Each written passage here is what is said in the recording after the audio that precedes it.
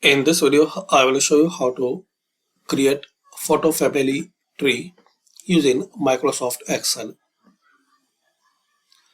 So firstly, open Excel, click on New, and once you click on New,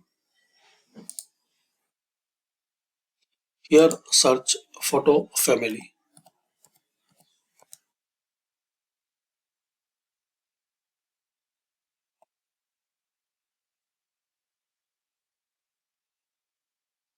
So select this photo family tree,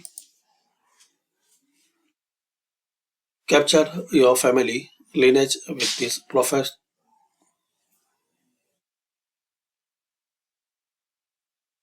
Now here click on create. So this is a complete ready to use template. Just guys, you have to customize this family tree. You will see options and suggestions. You can remove or you can add. Just click on it and select a box to add. Like you want to add here.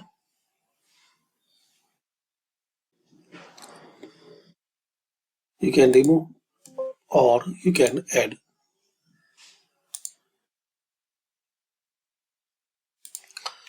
Here guys, you can change photo, name and birth year. You can change this picture and styles and design. Then click on file, add print.